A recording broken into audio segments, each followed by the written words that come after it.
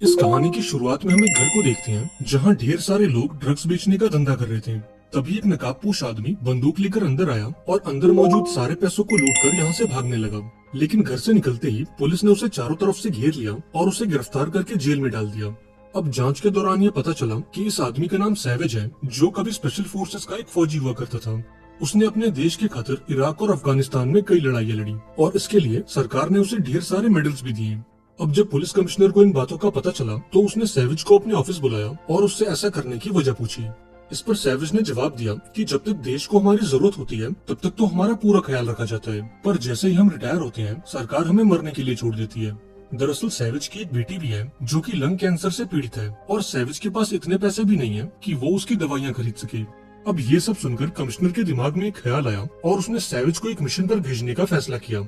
दरअसल उसे खबर मिली थी कि लूकस नाम का एक आदमी जो कि शहर में मौजूद एक जेल का वार्डन है, वो जेल के अंदर कई गैर कानूनी कामों को अंजाम देता है। लूकस अपनी जेल में एक इलीगल फाइट करवाता है और उसका लाइव टेलीकास्ट करके पैसे कमाता है। इसके साथ ही वो जेल के कैदियों से ड्रग्स का धंधा भी करवाता है। लेकिन इन सब के बावजूद भी पुलिस उसे गिरफ्तार नहीं कर सकती क्योंकि उनके पास लूकस के खिलाफ कोई सबूत नहीं है। इसलिए कमिश्नर चाहता था कि सैवेज उस जेल के अंदर जाए और लूकस के खिलाफ सबूत इकट्ठा करके उस तक पहुंचाए।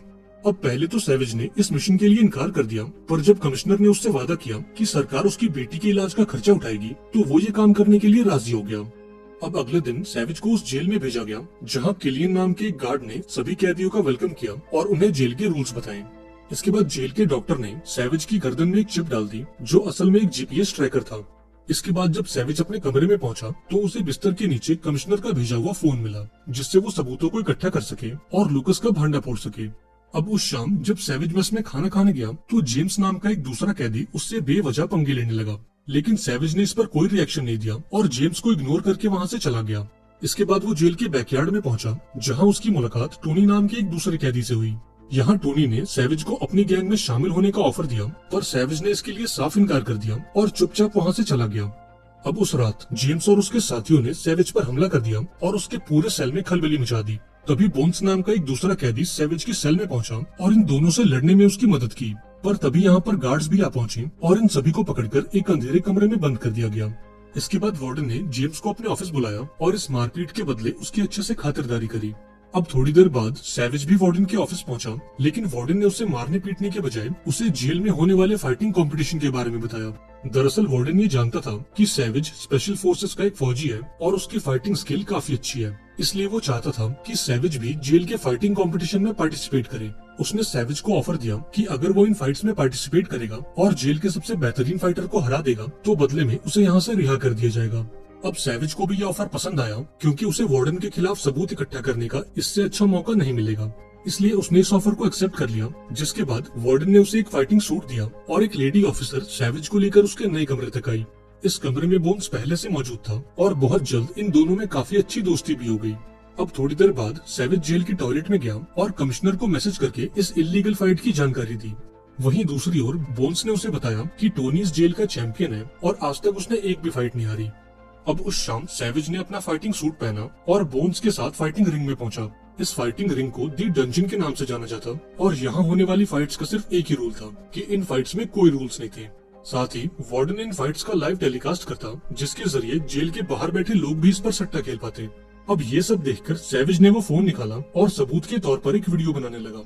अब थोड़ी देर बाद टोनी फाइटिंग रिंग में पहुंचा जहां उसका मुकाबला एक नहीं बल्कि दो कैदियों से था, लेकिन इसके बावजूद भी टोनी को इस फाइट में कोई तकलीफ नहीं हुई और उसने बड़ी आसानी से इन दोनों को चित कर दिया। अब अगली फाइट थी सैवेज की और उसका अपोनेंट था वेम्पिरियो नाम का एक दूसरा कैदी। अब चूंकि सैवेज स्पेशल फोर्सेस का एक कमांडो था, इसलिए फाइट शुरू होते ही उसने वेम्पिरियो को एक पंच मारकर उसे ढेर कर दिया और मात्र 10 सेकंड्स के अंदर अपनी पहली फाइट जीत ली। अब इस फाइट के बाद टोनी वार्डन के पास पहुंचा और उससे अपनी रिहाई की मांग की। दरअसल वार्डन ने उससे वादा किया था कि जिस दिन वो जेल का चैंपियन बनेगा उस दिन उसे जेल से रिहा कर दिया जाएगा। इस पर वार्डन कहता है कि अगर तुम्हें अपनी आजादी चाहिए तो तुम्हें एक और फाइट लड़नी होगी और ये फाइट तुम्हारी आखिरी फाइट होगी और अगर तुमने इसे जीत लिया तो तुम हमेशा हमेशा के लिए आजाद हो जाओगे। अब टोनी के पास कोई और चारा नहीं था, इसलिए उसने वार्डन की बात मान ली, लेकिन जाते जाते उसने वार्डन को धमकी दी कि अगर वो अपने वादे से मुकर गया तो वो अपनी गैंग से कहकर पूरे जेल में हंगामा कर देगा। अब अगले दिन एक वकील सैवेज से मिलने पहुंची जिसका नाम जेनेट था। ये एक सरकारी वकील थी जो सैवेज का केस लड़कर उसे यहाँ से आजाद करवाना चाहती थी। अब चूंकि सैविज जेल के अंदर एक मिशन पर था, इसलिए उसने जेनेट की मदद लेने से इनकार कर दिया। लेकिन इसके बावजूद भी जेनेट ने उसे अपना कार्ड दे दिया ताकि अगर सैविज का मन बदल जाए तो वो उसे कांटेक्ट कर सके। इसके बाद वो सीधा जिम में पहुंचा और बोन्स के साथ मिलकर अपनी अगली फाइट की तैयारी करने लगा, क्योंकि उसका अगला अपोनेंट एक बहुत ही खतरनाक और फुर्तीला फाइटर था। अब ऐसे ही दिन गुजरते गए और बहुत जल्द फाइट का दिन आ गया। यहाँ वार्डन ने सैविज की फाइट अनाउंस की और उसके अपोनेंट को रिंग में भेज दिया। अब राउंड शुरू होते ही सैविज का अपोनेंट उसकी तरफ भागा, लेकिन सैविज ने सिर्फ एक पंच मारकर इस कैदी को ढेर कर दिया। अब ये नजारा देखकर जेल के बाकी कैदियों के तो होश ही उड़ गए और ये सभी सैविज के नाम के नारे लगाने लगे। हालांकि सैविज ने इस जीत पर कोई रिएक्शन नहीं दिया और बोन्स के साथ अपने कमरे में लौट आया। अब उस रात सैविज और बोन्स ने मिलकर इस जीत को सेलिब्रेट किया और इधर उधर की बातें करने लगे। यहाँ बातों बातों में बोन्स ने बताया कि वो जेल में इसलिए बंद है क्योंकि उसने उस इंसान का मर्डर किया था जिसने उसकी बहन के साथ बदतमीजी की थी। इस पर सैविज कहता है कि तुमने जो भी किया बिल्कुल ठीक किया और मुझे पता है कि तुम कोई बुरे इंसान नहीं हो।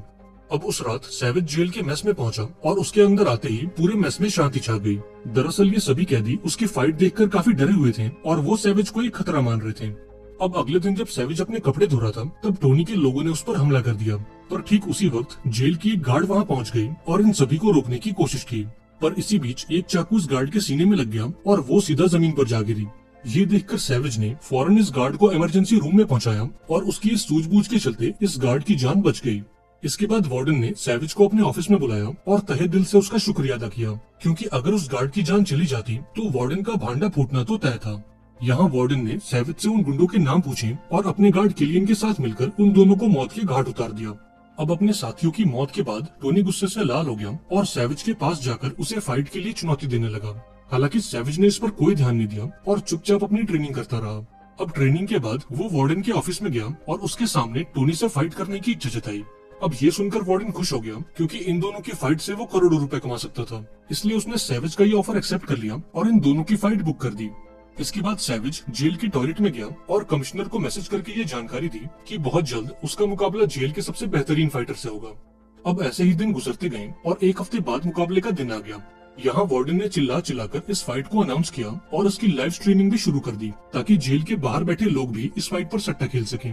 अब बहुत जल्द ये फाइट शुरू हो गई और पहले मिनट से ही ये दोनों एक दूसरे पर कहर बरसाने लगे। अब इस फाइट के पहले राउंड में तो कांटे की टक्कर हुई, लेकिन फाइट के दूसरे राउंड में सैविज टोनी पर भारी पड़ने लगा। उसने अपने एक्सपीरियंस के दम पर टोनी की खूब धुनाई की और मार मार कर उसे जमीन पर लिटा दिया। अब टोनी को हराकर सैविज इस जेल का नया हीरो बन चुका था और सभी कैदी उसके नाम के नारे लगा रहे थे। अब इस फाइट के बाद सैविज अपने कमरे में गया और सबूत के तौर पर कमिश्नर को कुछ वीडियोस भेज दी, लेकिन इस बार उसे सामने से कोई रिप्लाई नहीं मिला। अब उस शाम जब सैविज मेस में खाना खाने गया तो जेल के बाकी कैदियों ने उसका स्वागत किया और अपने खाने का एक हिस्सा उसको दे दिया। इसके बाद वार्डन ने सैविज को अपने ऑफिस में बुलाया और उसे अपने साथ काम करने का ऑफर दिया। दरअसल वार्डन ये चाहता था कि सैविज इन कैदियों को कंट्रोल करे और इनकी फाइट्स करवा के ढेर सारे पैसे बनाए। हालांकि सैविज ने ये ऑफर ठुकरा दिया, क्योंकि वो इन सभी कैदियों को अपना भाई मानता था। इसके बाद वार्डन उसे अपने खुफिया अड्डे पर ले गया, जहाँ वो कैदियों से ड्रग्स का धंधा करवाता था। उसने सैविज को भी इस बिजनेस में शामिल होने का ऑफर दिया, जिस पर सैविज ने कहा कि उसे फैसला करने के लिए थोड़ा वक्त चाहिए। लेकिन जाते जाते उसने थोड़े से ड्रग्स अपनी जेब में भर लिए ताकि वो इन्हें कमिश्नर तक पहुंचाकर वार्डन का भांडा फोड़ सके। इसके बाद वार्डन उसे लेकर अपने ऑफिस में गया, जहां वो कमिश्नर पहले से मौजूद था। और अब ये खुलासा होता है कि वार्डन और कमिश्नर शुरू से ही एक दूसरे से मिले हुए थे। दरअसल ये जानते थे कि सैविज की फाइटिंग स्किल काफी अच्छी है, इसलिए इन्होंने बड़ी चालाकी से सैविज को जेल के अंदर डाला और उसकी फाइट्स करवा के करोड़ों का मुनाफा कमाया। अब ये सब जानकर सैविज के तो मानो होश ही उड़ गए और इतने बड़े धोखे के बाद वो पूरी तरह से टूट चुका था। अब वार्डन और कमिश्नर का प्लान था कि वो सैविज का मुकाबला दूसरे जेल के फाइटर से करवाएंगे और उस फाइट को बेचकर ढेर सारे पैसे कमाएंगे। यहाँ उन्होंने सैविज को अपने साथ जुड़ने का ऑफर दिया, लेकिन जब सैविज इसके लिए नहीं माना तो उन्होंने बोन्स को बुलाकर उसे खूब टॉर्चर किया।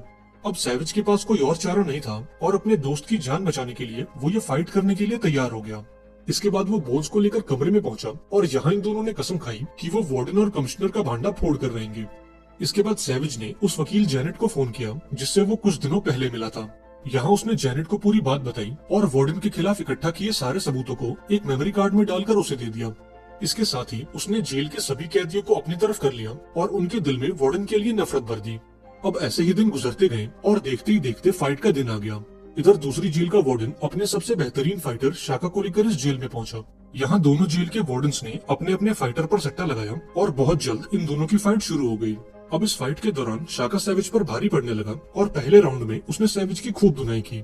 लेकिन जैसे ही दूसरे राउंड की शुरुआत हुई, सैविज ने उन चुराए हुए ड्रग्स को शाका की आंखों में झोंक दिया और इस मौके का फायदा उठाकर उसने शाका को इतना धोया कि वो बेचारा जमीन पर जा गिरा। यहाँ सैविज ने जेल के सभी कैदियों को सिग्नल दे दिया और सिग्नल के मिलते ही उन्होंने पूरे जेल में खलबली मचा दी। यहाँ गार्ड्स ने इन्हें रोकने की काफी कोशिश की, लेकिन कैदियों की संख्या इतनी ज्यादा थी कि गार्ड्स भी उनका कुछ नहीं बिगाड़ पा रहे थे। इसी बीच आर्मी की एक बटालियन जेल के अंदर घुस आई, क्योंकि जेनेट ने वो सारे सबूत सरकार के हवाले कर दिए थे और अब वार्डन और कमिश्नर का भांडा फूट चुका था। अब ये सब देखकर वार्डन ने भागने की कोशिश की, लेकिन लास्ट मोमेंट पर सैविज उसके सामने आ गया। यहाँ वार्डन ने उस पर गोलियों की बारिश कर दी, लेकिन सैविज के बुलेट प्रूफ सूट ने उसकी जान बचा ली। तभी यहाँ पर बोन्स भी आ गया और वार्डन को मार मार कर उसका बुरा हाल कर दिया। इसके बाद आर्मी के सोल्जर्स ने वार्डन को अरेस्ट कर लिया और जेल के सभी कैदियों को गन पॉइंट पर ले लिया। इस पर जेनेट ने बताया कि उन सबूतों को उस तक पहुंचाने वाला और कोई नहीं बल्कि खुद सैविज है। अब सैविज की इस बहादुरी के चलते सरकार ने उस पर लगे सारे चार्जेस को रद्द कर दिया और उसकी बेटी के इलाज का खर्चा भी उठाया। अब बहुत जल्द सैविज जेल से आजाद हो गया और जब उसकी बेटी का ट्रीटमेंट खत्म हुआ तो वो उसे हॉस्पिटल में लेने भी पहुंचा। वहीं दूसरी ओर वार्डन और कमिश्नर को जेल में डाल दिया गया और उनके गुनाहों की खातिर उन्हें उम्र कैद की सजा सुनाई गई। और इसी के साथ ये शानदार मूवी यहाँ पर एंड हो गई।